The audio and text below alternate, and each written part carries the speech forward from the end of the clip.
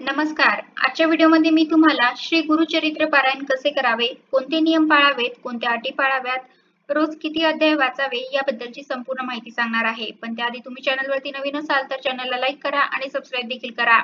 कमेंटमध्ये श्री स्वामी समर्थ किंवा दिगंबरा दिगंबरा श्रीपाद वल्लभ दिगंबरा लिहायला विसरू नका. मार्गशीर्ष पौर्णिमेच्या दिवशी मृग नक्षत्रावर सायंकाळी दत्तांचा जन्म झाला. म्हणून ज्या दिवशी दत्तांचा जन्म असतो तो दिवस सर्व क्षेत्रात साजरा केला जातो. पूर्वीच्या काळी भूतलावर स्थूल व सूक्ष्म रूपात असुरी शक्ती मोठ्या प्रमाणावर वाढल्या होत्या. त्यांना दैत्य म्हटलं जात असत. देवगणांनी त्या असुरी शक्तींना नष्ट करण्यासाठी केलेले प्रयत्न असफल झाले. तेव्हा ब्रह्मदेवाच्या आदेशानुसार वेगवेगळ्या ठिकाणी वेगवेगळ्या रूपात दत्तदेवतेला अवतार घ्यावा लागला. त्यानंतर दैत्य नष्ट झाले. तो दिवस दत्त जयंती म्हणून साजरा केला जातो. दत्त जयंतीला दत्ततत्व हे पृथ्वी तलावावर नेहमीच्या तुलनेत 1000 पटीने कार्यरत असते. या दिवशी दत्ताची मनोभावे उपासना केल्यास दत्ततत्वाचा जास्तीत जास्त लाभ मिळण्यास मदत होते. श्री गुरुचरित्र या ग्रंथाविषयी थोडक्यात माहिती पाहूया. श्री गुरुचरित्र इसवी सनाच्या 14व्या शतकात श्री नरसिंह सरस्वती यांचे दिव्य व अद्भुत चरित्र विवरण करणारा हा ग्रंथ श्री गुरूंच्या शिष्य परंपरेखाली श्री सरस्वती गंगाधर यांनी 15व्या शतकात लिहिला. श्री गुरुचरित्र हा ग्रंथ अत्यंत प्रासादिक आहे. संकल्पपूर्तीसाठी श्री गुरुचरित्र वाचनाची पद्धती आहे. त्याचप्रमाणे वाचन पारायण व्हावे. स्वतः गुरुचरित्रकार म्हणतात या ग्रंथाला पवित्र वेस म्हणतात.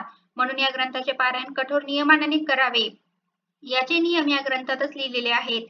हा ग्रंथ 7 दिवसांच्या सप्ताहात किंवा 3 दिवसातच पूर्ण करावा असाही नियम आहे. श्री गुरुचरित्र 7 दिवसात वाचायचे असल्यास तर दर दिवशी वाचण्यासाठी असलेल्या 53 अध्याय पोथीतील क्रम असा आहे. पहिल्या दिवशी 1 ते 9 अध्याय वाचावे, दुसऱ्या दिवशी 10 ते 21 अध्याय वाचावे, तिसऱ्या दिवशी 22 ते 29 अध्याय वाचावे, चौथ्या दिवशी 30 ते 35 अध्याय वाचावे, पाचव्या दिवशी 36 ते 38 अध्याय वाचावे, सहाव्या दिवशी 39 ते 43 अध्याय वाचावे, सातव्या दिवशी 44 ते 53 अध्याय वाचावे. वैविध्यपूर्ण अशा संकल्पपूर्तीसाठी श्री गुरुचरित्र सप्ताह वाचण्याचे अनुष्ठान निश्चित फलदायी ठरते असा अनेक वाचकांचा व साधकांचा अनुभव आहे. या दृष्टीने अनुष्ठानाच्या काळात पाळायचे सामान्य संकेत व नियम आता आपण पाहूया.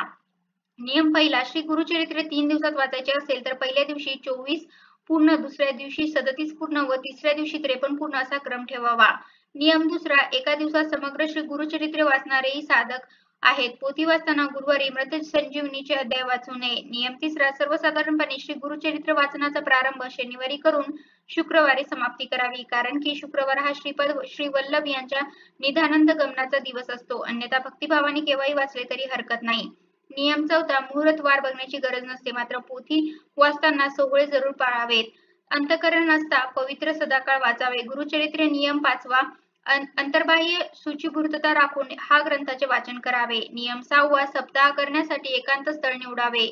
वाचनासाठी ठराविक वेळ, ठराविक दिशा व ठराविक जागा असावी. कोणत्याही कारणास्तव यात बदल होऊ देऊ नये.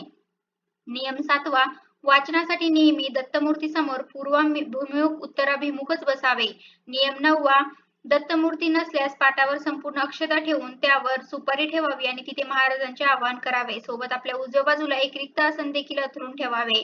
नियम 10वा, सप्ताह वाचण्यापूर्वी विधिवत संकल्प सोडावा. नियम 11वा, वाचन हे नेहमी एका लयीत, शांत व सुस्पष्ट असावे. उरकण्याच्या दृष्टीने उच्चारभ्रष्टता होऊ देऊ नये. चित्त अक्षरातून व्यक्त होणाऱ्या अर्थाकडे असावे. नियम 12वा, वाचनाच्या काळात मध्येच आसनावरून उठणे किंवा दुसऱ्याशी बोलू नये. नियम 13वा, सप्ताहात केवळ अविषान्य घ्यावे. अविषान्य म्हणजे दूध, भात, मीठ, तिखट, आंबट, दही, ताक वर्ज करावे. साखर घ्यावी, गुळ घेऊ नये. गव्हाची पोळी म्हणजे चपाती, तूप, साखर घेता येते.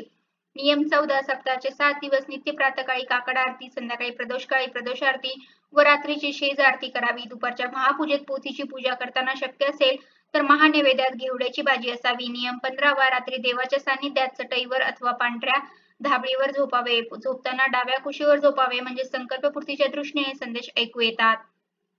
अशा श्रद्धेने अनुष्ठान करणाऱ्यांचा अनुभव आहे. नियम 16वा, सप्ताह पूर्ण झाल्यानंतर 7व्या दिवशी शक्य तर 8व्या दिवशी सुपारीतून श्री दत्तात्रयांचे विसर्जन करावे आणि नैवेद्य आरत्या करून भोजनास सुवासिनी ब्राह्मण सांगून सांगता करावी. नियम 17वा, महानैवेद्यात शक्यतो घेवड्याची भाजी असावी. विशिष्ट संकल्पाच्या पूर्तीसाठी श्री गुरुचरित्र सप्ताह वाचनाचे अनुष्ठान निश्चित फलदायी ठरते. तर अशा प्रकारच्या व्हिडिओमध्ये मी तुम्हाला श्री गुरुचरित्र पारायण कसे करावे, कोणते नियम पाळावेत, कोणत्या अटी पाळाव्यात, रोज किती अध्याय वाचावे याबद्दलची संपूर्ण माहिती सांगण्याचा प्रयत्न केला आहे.